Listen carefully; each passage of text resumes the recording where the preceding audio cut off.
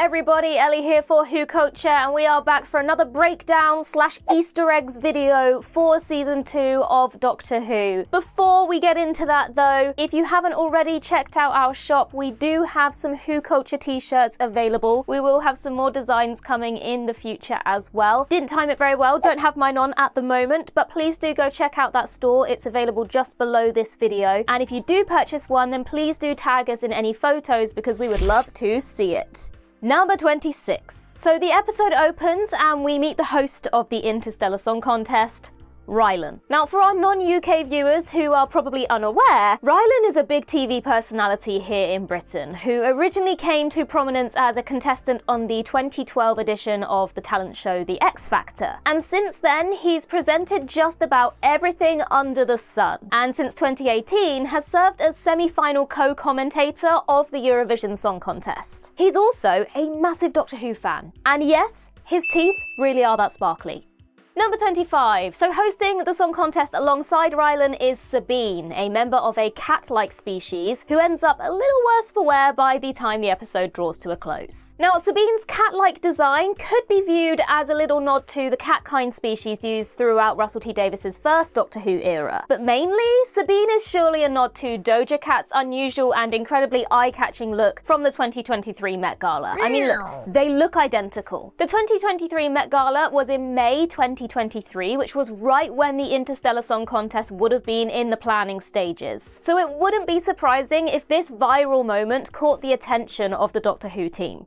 Number 24 to number 22. So immediately after the opening title sequence, the episode cuts to the gallery, and on one of the screens we can see some of the planets that the song contest is broadcast to. One of these is Alpha Centauri, home of the Alpha Centauran race that was first introduced in the 1972 story The Curse of Peladon. Now, Alpha Centaurans are large green aliens with one huge eye, and modern viewers might remember a cameo from the Alpha Centauran diplomat Alpha Centauri at the end of the 12th Doctor story, Empress of Mars. Another planet visible in the gallery is the Zygon New Colony. Now, Zygons are shape-shifting humanoids first introduced all the way back in the 1975 story Terror of the Zygons, and they were last seen in the 2015 12th Doctor story The Zygon Invasion / The Zygon Inversion, which concluded with millions of Zygons living peacefully and secretly on Earth, disguised as humans. Now, the inclusion of a Zygon New Colony here would perhaps confirm that at some point after the end of their last story, the Zygons who were living on Earth left the planet and found a place of their own to call home, no doubt with the aid of the Doctor.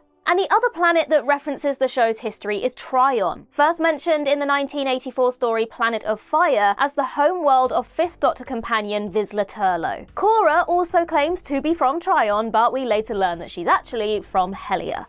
Number 21. Sticking with planet Easter eggs for a second, and the next one is the most unexpected of the lot. So we're still in the gallery, and on the main screen, the feed cuts from Ryland on stage to a shot of a large blue planet with a beaming sun in the background. And this isn't just a planet we've seen in Doctor Who before, it's literally a reused piece of footage that we've seen in the show before. This is Trenzalor, which was introduced in the 11th Doctor's era as the final resting place of the Doctor. And the Series 7 finale, The Name of the Doctor, saw him and Clara actually visit that resting place, before Clara throws herself into the Doctor's time stream, scattering herself throughout his history. This footage from the Interstellar Song Contest, though, is taken from Trenzalor's next appearance in Eleven's final story, The Time of the Doctor. Now, hopefully, showing us the planet that holds the Doctor's grave isn't a sign of anything ominous to come. Hopefully, they just reused a shot. Number 20. It's a big one this week, folks. It is time for part 1 of Flood Watch, Flood Watch, Flood Watch. Mrs. Flood appears in this episode twice and is first seen spying on the Doctor while enjoying the song contest with a tub of grapes. As you do. Not popcorn, no. Not one of those slushy drinks. No, Mrs. Flood is classy. She'll have some grapes. Now, for those of you who weren't already on the Mrs. Flood is a Time Lord train, there was a killer clue right here, as the little device that she holds has what looks like a handful of Gallifreyan symbols on it. And of course, we later learn that Mrs. Flood is the Rani, a renegade Time Lord and mad scientist who has quite the history with the Doctor. But we'll get to her later. Number 19. So Ryland gets the song contest going and introduces the first singer, Liz Lizardine from the planet Lizoko. Liz Lizardine is played by Christina Rotondo, who was also the singing voice of Janice Goblin in the church on Ruby Road. I wonder if the Goblins have ever tried submitting the Goblin song to the Interstellar Song Contest. Either way though, it wouldn't stand a chance against the mighty Dugga Doo, Dugga Doo, Dugga Dugga Dugga Doo. Number 18. Nina is trying to talk Kid into saving all the people floating in space, and we get the return of everyone's favourite running gag, Mavity. So in case you missed the 60th anniversary specials or you just forgot, Mavity is the new word for gravity in the Whoniverse. At the start of Wild Blue Yonder, the 14th Doctor and Donna Noble encountered Isaac Newton in 1666, right before he made his famous discovery. Newton mishearing Donna say gravity resulted in him labelling this discovery Mavity instead, and since then Mavity has been the word. Will this actually be important one day, or is this just a bit of fun? I guess we'll just have to wait and see.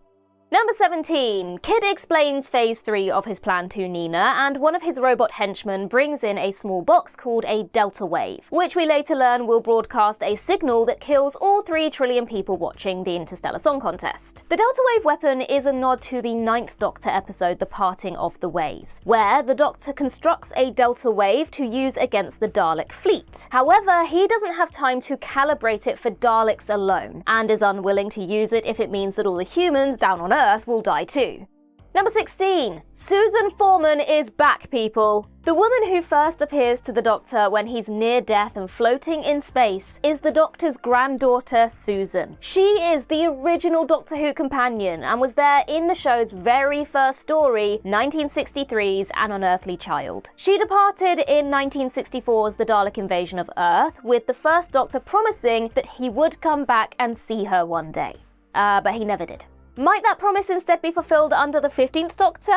Now, for a deeper dive on Susan, we do actually have a video going over her history and her potential future in a bit more detail, so do make sure you go and check that out.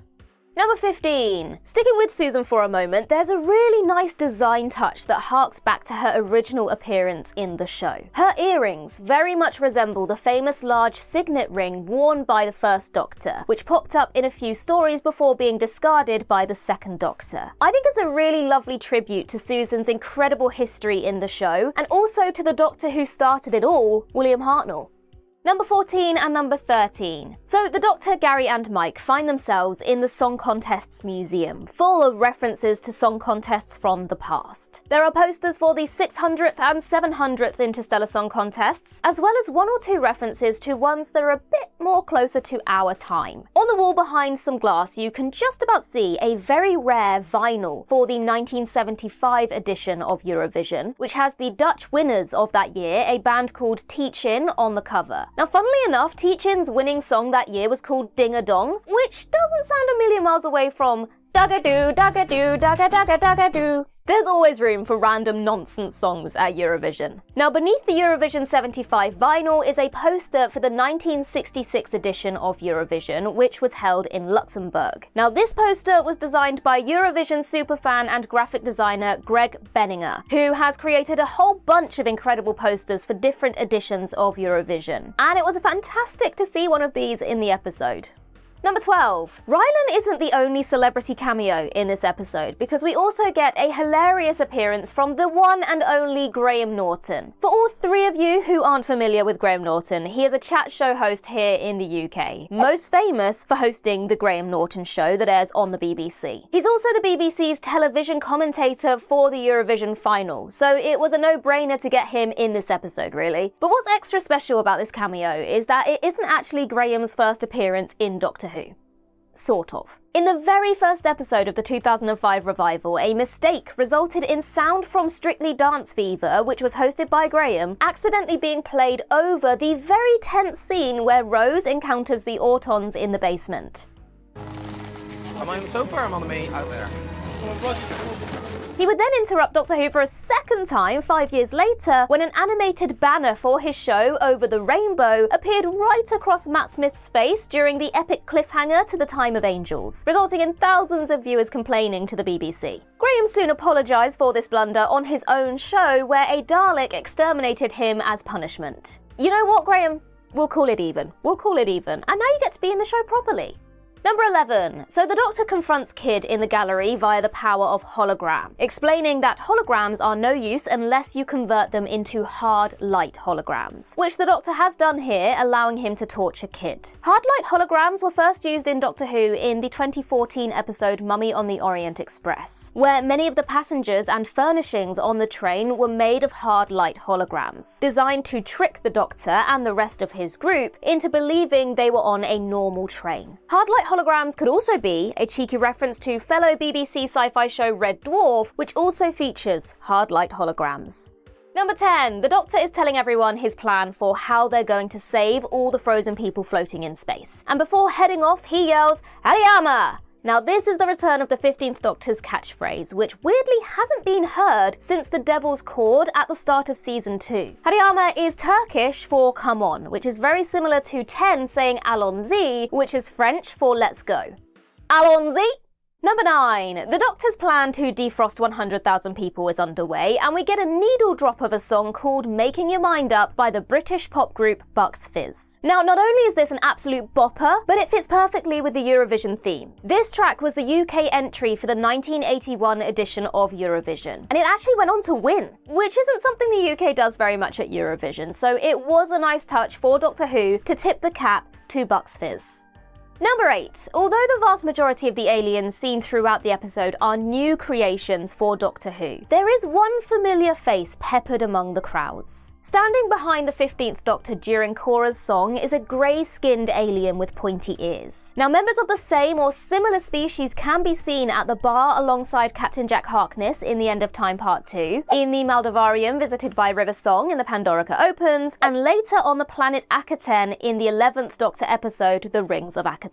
It's one of those designs that has been wheeled out over the years whenever an extra alien is required, and it's just been subtly tweaked for its numerous appearances, but we've never actually met this alien properly.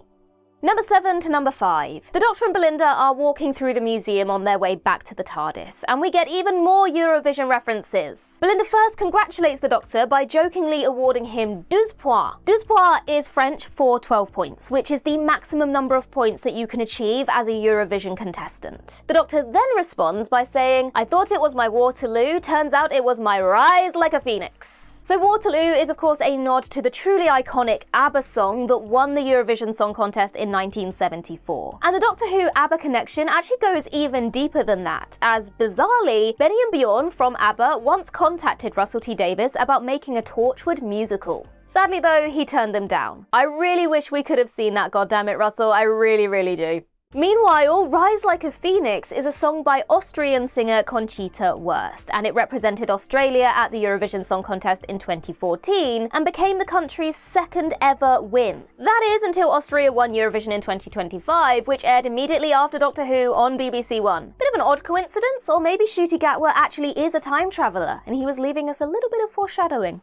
Number 4. The Doctor is explaining to Belinda that his actions towards Kid were caused by the fact that so much death and destruction reminded him of his home planet Gallifrey. Now he tells her that all the Time Lords were wiped out in a single second, which is a reference to the events of Series 12, where the Master completely destroys Gallifrey before Ko-Shamus detonates a death particle and destroys all organic life on the planet. He could also be referring to the Time War, in which Gallifrey was also destroyed, before the Doctor brought it back in his 11th incarnation. But basically, Gallifrey has been destroyed a lot, and the Doctor is sad about it, understandably. And just when you think it's back and he thinks it's safe, someone else comes and destroys it once again. Number 3. The Doctor and Belinda rush back into the TARDIS after listening to Graham's ominous message, before all the lights turn red and we hear a very iconic sound. The WhoCulture Downs noise. Some people might also call this the Closter Bell, which is a sound that basically means something is wrong with the TARDIS. It was first introduced in the 1981 story Logopolis and was last heard in While Blue Yonder after Donna had spilled coffee all over the TARDIS interior.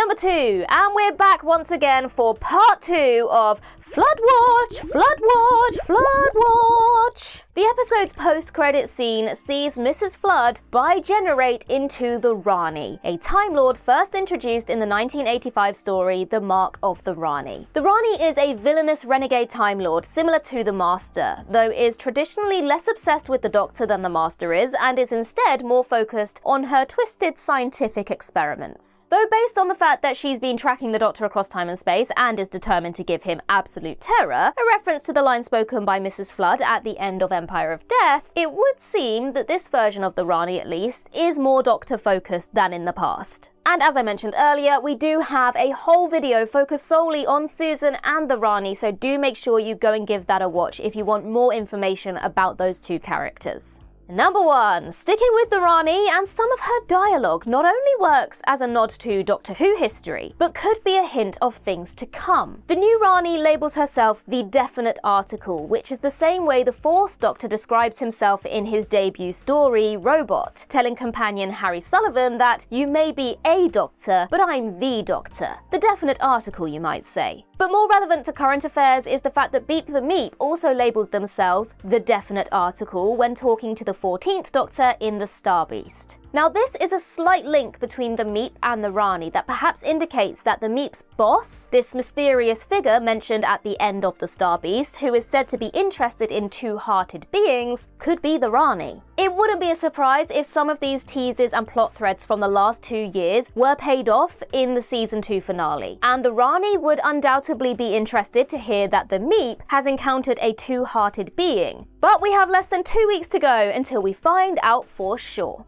And there you have it, that's everything we spotted in the Interstellar Song Contest. Now, if you haven't already, make sure you go back and check out the ups and downs for this episode, the spoiler discussion for this episode, which featured a very special guest. As I mentioned earlier, we do have a video covering the Rani and Susan for those who are a bit confused. And of course, if you haven't checked out all the coverage of Season 2 prior to this, then what are you doing? Go do that right now! In the meantime, I've been Ellie for WhoCulture, and in the words of River Song herself, goodbye, sweeties.